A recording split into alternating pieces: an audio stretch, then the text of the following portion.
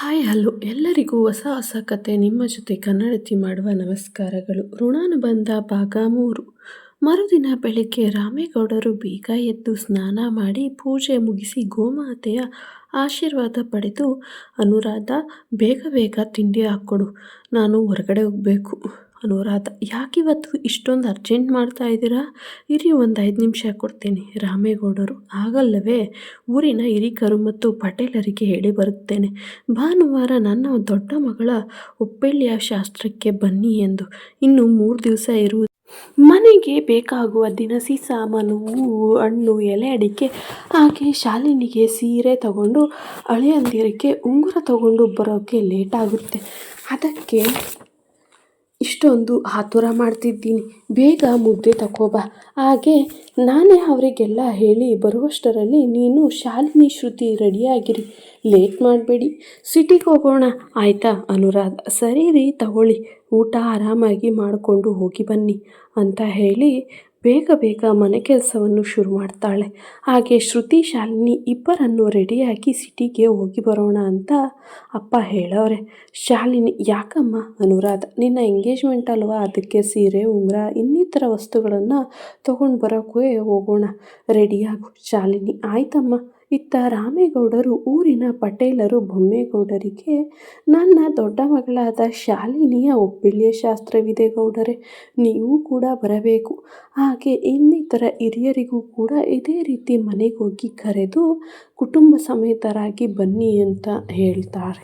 ಹಾಗೆ ನೀವೆಲ್ಲರೂ ನನ್ನ ಮಗಳಿಗೆ ಬಂದು ಆಶೀರ್ವಾದ ಮಾಡಿ ಅಂತ ಹೇಳಿ ಮನೆಗೆ ವಾಪಸ್ ಬರುತ್ತಾರೆ. ಬಂದು ಅನುರಾಧ ಬನ್ನಿ ಬೇಗ. ಅನುರಾಧ ಬಂದು: ರೀ, ಒಂದು 10 ನಿಮಿಷ. ರಾಮೇಗೌಡರು ಸಿಟ್ಟಿನಲ್ಲಿ: ಎಷ್ಟೇ ಬೇಗ ರೆಡಿಯಾಗಿ ಎಂದರೂ ಕೂಡ ಯಾವಾಗಲೂ ತಡ ಮಾಡೋದು ನಿಲ್ಲಿಸೋದೇ ಇಲ್ಲ ಅಲ್ವಾ? ಇನ್ನು 3 ದಿವಸ ಇರೋದು, ಎಷ್ಟೊಂದು ಕೆಲಸ ಇದೆ, ನಿಮಗೆಲ್ಲ ಅದ್ರ ಬಗ್ಗೆ ಅರಿವೇ ಇಲ್ಲ ಅಲ್ವಾ? ಇದ್ದಿದ್ರೆ ಈ ರೀತಿ ತಡ ಮಾಡ್ತಿರ್ಲಿಲ್ಲ ಅಲ್ವಾ? ಇತ್ತ ಅನುರಾಧ: ಶ್ರುತಿ, ಶಾಲಿನಿ ಬೇಗ ಬನ್ನಿ, ಅಪ್ಪ ಬೈತಿದ್ದಾರೆ. ಇಬ್ಬರು: ಅಮ್ಮ ಬಂದು. ಇತ್ತ ನಾರಾಯಣಗೌಡರು, ಸುಲೋಚನಾ, ನವನೀತ್ ಎಲ್ಲರೂ ಶಾಲಿನಿಗೆ ಸೀರೆ, ಒಡವೆ ಹಾಗೂ ತಟ್ಟೆ ತುಂಬುವ ಸಾಮಾನುಗಳನ್ನು ತೆಗೆದುಕೊಳ್ಳಲು ಹೋಗುತ್ತಾರೆ. ಆಗ ನವನೀತ್ ಸೀರೆ ಶಾಪ್ಗೆ ಹೋದ ತಕ್ಷಣ ಆ ಸೀರೆ ತೋರಿಸಿ, ಈ ಪಿಂಕ್ ಕಲರ್ ಸೀರೆ ತೋರಿಸಿ, ಆ ಪರ್ಪಲ್ ಕಲರ್ ಸೀರೆ ತೋರಿಸಿ ಅಂತ ಆ ಸೀರೆಗಳಲ್ಲಿ ಶ್ರುತಿಯನ್ನು ಊಹಿಸಿಕೊಳ್ಳುತ್ತಾನೆ ಸುಲೋಚನಾ. ಆ ಯೆಲ್ಲೋ ಕಲರ್ ತೋರಿಸಿ ಸ್ಯಾರಿ ಅಂತ ಕೇಳ್ತಾರೆ ನವನೀತ್. ಅಮ್ಮ, ಆ ಸೀರೆ ಅವರಿಗೆ ಚೆನ್ನಾಗಿ ಕಾಣಿಸಲ್ಲ, ಬೇರೆ ತಗೋ. ಸುಲೋಚನಾ: ನೋಡ್ರಿ, ನೀವು ಇದ್ದೀರಾ, ಇಷ್ಟು ವರ್ಷ ಆದರೂ ನೀವು ಒಂದು ದಿವಸನಾದರೂ ಈ ರೀತಿ ಸೀರೆ ಸೆಲೆಕ್ಟ್ ಮಾಡಿದ್ದೀರಾ? ಅದು ಬೇಡ, ಅಟ್ಲೀಸ್ಟ್ ಈ ಸೀರೆ ಬೇರೆ ಸೀರೆ ಉಟ್ಕೋ ಅಂತನಾದರೂ ಹೇಳಿದ್ದೀರಾ? ಇಲ್ಲ ಅಲ್ವಾ? ನಾರಾಯಣಗೌಡರು: ಬಿಡೆ, ಈಗಿನ ಕಾಲದ ಹುಡುಗರು ಅವರಿಗೆಲ್ಲ ಗೊತ್ತಿರುತ್ತೆ, ನಾವು ಅವ್ರ ಥರ ಇರೋಕ್ಕಾಗಲ್ಲ. ನವನೀತ್: ಅಪ್ಪ, ಇವತ್ತು ನೀವು ಅಮ್ಮನಿಗೆ ಸೀರೆ ಸೆಲೆಕ್ಟ್ ಮಾಡಿ, ನಾನು ಅವ್ರಿಗೆ ಸೆಲೆಕ್ಟ್ ಮಾಡ್ತೀನಿ. ನಾರಾಯಣಗೌಡರು: ಅವರು ಯಾರಿಗಪ್ಪ? ನವನೀತ್: ಅದೇ ಅವರೇ ಅಪ್ಪ. ನಾರಾಯಣಗೌಡರು: ಅದೇ ಯಾರೋ ಅವರು, ಹೇಳೋ, ಇಷ್ಟೊಂದು ನಾಚಿಕೆ? ನನಗೆ ಡೌಟ್ ಆಗ್ತಿದೆ, ನೀನು ನನ್ನ ಮಗನ ನವನೀತ್ ಅಂತ. ನವನೀತ್: ಹಾಗೆಲ್ಲ ಏನಿಲ್ಲಪ್ಪ, ನನ್ನ ಮದುವೆ ಆಗೋ ಹುಡುಗಿಗೆ ಹೀಗೆ ನನ್ನ ಕಾಲು ಎಳೆಯೋ ಬದಲು ಅಮ್ಮಂಗೆ ಸೀರೆ ಕೊಡಿಸಿ, ಇಲ್ಲ ಅಂದರೆ ಅಮ್ಮ ಇವತ್ತಂತೂ ಸುಮ್ಮನಿರಲ್ಲ ಅಂತ ಹೇಳ್ದ. ಹಾಗೆ ಬ್ಲೂ ಸೀರೆ ತೋರಿಸಿ ಅಂತ ಶಿರೇಸ್ ಆಫರ್ನ ಕೇಳ್ತಾನೆ. ಆ ಸೀರೆ ನೋಡಿ, ವಾವ್, ಎಷ್ಟೊಂದು ಚೆನ್ನಾಗಿದೆ, ಈ ಸೀರೆಯಲ್ಲಿ ನನ್ನ ಹುಡುಗಿ ಉಟ್ಕೊಂಡ್ರೆ ಎಷ್ಟು ಮುದ್ದಾಗಿ ಕಾಣಿಸ್ತಾಳೆ ಅಲ್ವಾ? ಒಳ್ಳೆ ಅಪ್ಸರೆ ಥರ ಇದ್ದಾರೆ. ಇದರ ಜೊತೆಗೆ ಆ ಗಾಜಿನ ಬಳೆ, ಮಲ್ಲಿಗೆ ಹೂವು, ಸೊಂಟಕ್ಕೆ ಡಾಬು, ಈ ರೀತಿ ಅಲಂಕಾರ ಮಾಡಿಕೊಂಡ್ರೆ ದೇವಲೋಕದಿಂದ ಧರೆಗಿಳಿದ ಅಪ್ಸರೆಯಂತೆ ಕಾಣಿಸ್ತಾಳೆ ಅಲ್ವಾ? ಸೀರೆ ಅಂಗಡಿಯವರು ಸಾರ್ ಅಂತ ಕೂಗ್ತಾರೆ. ನವನೀತ್ ಅವನ ಲೋಕದಲ್ಲಿ ಕಳೆದೋಗಿದ್ದರಿಂದ ದಿಢೀರಂತ ಹೇಳಿ. ಅಂಗಡಿಯವರು: ಈ ಸೀರೆ ಓಕೆನಾ ಸರ್?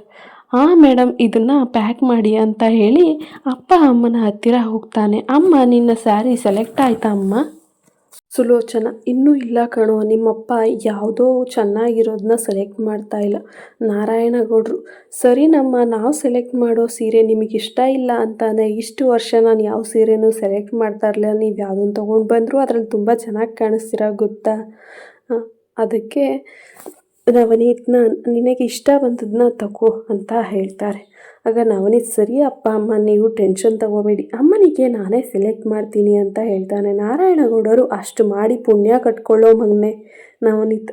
ಒಂದಷ್ಟು ಸ್ಯಾರಿ ನೋಡಿ ನಂತರ ಅಮ್ಮನಿಗೆ ಸ್ಕೈ ಬ್ಲೂ ಕಲರ್ ಸ್ಯಾರಿ ಮತ್ತು ಅದಕ್ಕೆ ಸಿಲ್ವರ್ ಬಾರ್ಡರ್ ಇರೋದನ್ನು ಸೆಲೆಕ್ಟ್ ಮಾಡ್ತಾನೆ. ಅದನ್ನು ನೋಡಿ ಸುಲೋಚನಾ ತನ್ನ ಹೆಗಲ ಮೇಲೆ ಹಾಕಿ, ವಾವ್ ಎಷ್ಟೊಂದು ರಾಯಲ್ ಆಗಿ ಲುಕ್ ಕೊಡ್ತಾ ಇದೆ, ಸೂಪರ್ ಕಣೋ ನನ್ನ ಮಗನೇ ನೀನು, ನನಗೆ ತುಂಬ ಖುಷಿ ಆಯಿತು ಅಂತ ಹೇಳಿ ಪ್ಯಾಕ್ ಮಾಡಲು ಹೇಳ್ತಾಳೆ. ನವನೀತ್ ಅಮ್ಮನಿಗೆ ಶಾಪಿಂಗ್ ಮುಗೀತಾ? ಸುಲೋಚನಾ ಇಲ್ಲ ಕಣೋ, ಇವಾಗ ತಾನೇ ಶುರುವಾಗಿದೆ, ಮುಗಿಯೋದೇನಿದ್ರು ರಾತ್ರಿ ಆಗುತ್ತೆ. ಹೌದಾ, ಹಾಗೆ ನಡಿ ಮೇಲೆ, ಹುಡುಗಿಗೆ ಮೇಕಪ್ ಬಳೆ ಐಟಮ್ಸನ್ನು ತಗೋಬೇಕು. ನವನೀತ್ ಸರಿ ಎಂದು ಅಲ್ಲೂ ಕೂಡ ಬ್ರ್ಯಾಂಡೆಡ್ ಮೇಕಪ್ ಐಟಮ್ ಸೆಲೆಕ್ಟ್ ಮಾಡ್ತಾನೆ. ಹಾಗೆ ಡಿಸೈನ್ ಹಾಕಿರೋ ಗ್ಲಾಸಿನ ಬಳೆಯನ್ನು ಸೆಲೆಕ್ಟ್ ಮಾಡ್ತಾನೆ. ಹಾಗೆ ಕ್ಲಿಪ್ಸ್, ಸೇಫ್ಟಿ ಪಿನ್ ಎಲ್ಲವನ್ನು ತಗೋತಾನೆ. ಹಾಗೆ ಸುಲೋಚನಗೂ ಕೂಡ ಸೆಲೆಕ್ಟ್ ಮಾಡಿ ಕೊಡ್ತಾನೆ. ನಂತರ ಒಡವೆ ಅಂಗಡಿಗೆ ಹೋಗ್ತಾರೆ. ಅಲ್ಲಿ ನವನೀತ್ ಉಂಗುರವನ್ನು ಹುಡುಕುತ್ತಾ ಇರುತ್ತಾನೆ. ಅವನು ಕಲ್ಪನೆಯಲ್ಲಿ ಊಹಿಸಿಕೊಂಡಂಥ ಉಂಗುರವನ್ನು ತುಂಬ ಸಾರಿ ಹುಡುಕುತ್ತಾನೆ. ಅದು ಅಲ್ಲದೆ ಡೈಮಂಡ್ ರಿಂಗ್ನ ಹುಡುಕ್ತಾ ಇರ್ತಾನೆ. ಅದರಲ್ಲಿ ತುಂಬ ಹುಡುಕಿ ಕೊನೆಗೆ ಒಂದು ಹಾರ್ಟ್ ಶೇಪಲ್ಲಿ ಸಿಗುತ್ತೆ. ಆ ಉಂಗುರವನ್ನು ನೋಡಿದ ತಕ್ಷಣ ನವನೀತ್ ಅಮ್ಮ ನೋಡು ಎಷ್ಟು ಸೂಪರಾಗಿದೆ, ಈ ಉಂಗುರನ ಅವ್ರು ಬೆರಳಿಗೆ ಹಾಕಿದರೆ ಅವರಿಗಲ್ಲ ಉಂಗುರಕ್ಕೆ ಒಂದು ಕಳೆ ಬರುತ್ತೆ ಅಲ್ವಾ ಅಂತ ಹೇಳ್ತಾನೆ. ಸುಲೋಚನಾ ನೀನು ಬಲು ಇದೆಯಾ ಕಣೋ ನವನೀತ್, ಏನೋ ಅಂದ್ಕೊಂಡಿದ್ದೆ ನಿನ್ನನ್ನು ಇಷ್ಟು ದಿವಸದವರೆಗೆ, ಇವತ್ತೇ ಗೊತ್ತಾಗಿದ್ದು ಅಂತ ಹೇಳ್ತಾಳೆ. ಆಗ ನಾರಾಯಣಗೌಡರು ಸುಲೋಚನಾ ನಿನಗೆ ಏನಾದರೂ ಬೇಕಾದರೆ ತಗೊಳ್ಳೆ ಅಂತ ಹೇಳ್ತಾರೆ.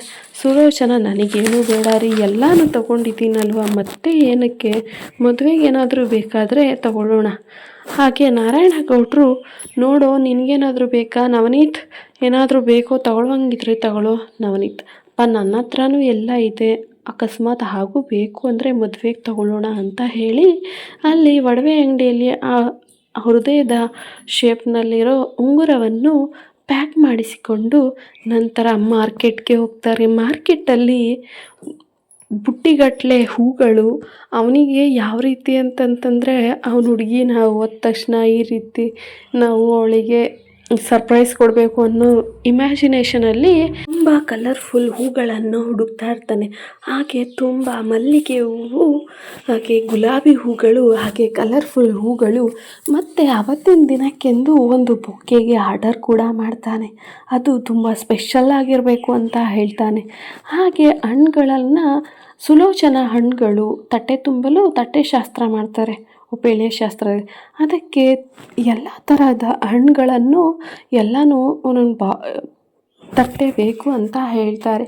ಹಾಗೆ ಅದಕ್ಕೆ ಅಲ್ಲೇ ಇದ್ದ ಒಬ್ಬ ಈವೆಂಟ್ ಮ್ಯಾನೇಜ್ಮೆಂಟ್ ರೀತಿ ವರ್ಕ್ ಮಾಡುವಂಥ ಹೂವಿನ ಅಂಗಡಿಯವರು, ಮೇಡಮ್ ಏನಕ್ಕೆ ಅಂತ ಹೇಳಿ, ನಾವು ಅದಕ್ಕೋಸ್ಕರ ಪೂರ್ತಿ ಸಾಮಾನನ್ನೇ ತಟ್ಟೆ ತುಂಬಿ ಡೆಕೋರೇಷನ್ ಮಾಡಿಕೊಡ್ತೀವಿ ಅಂತ ಹೇಳ್ತಾರೆ. ಅದಕ್ಕೆ ಸುಲೋಚನಾ ಹೇಳ್ತಾರೆ, ಇಲ್ಲಿ ಸಿಟಿಲಲ್ಲಪ್ಪ, ಹಳ್ಳಿಯಲ್ಲಿ ಮಾಡೋದು, ಹಾಗಾಗಿ ನಾವೇ ಎಲ್ಲ ತಗೊಂಡು ಹೋಗ್ತೀವಿ, ನೀವೇನು ಬೇಡ, ನಮಗೆ ನೀವು ಕೊಟ್ಟರೆ ಸಾಕು ಹೂಗಳು, ಅದಕ್ಕೆ ಬೇಕಾಗುವಂಥ ಸಾಮಾನುಗಳೆಲ್ಲವನ್ನು ಅಂತ ಹೇಳ್ತಾರೆ.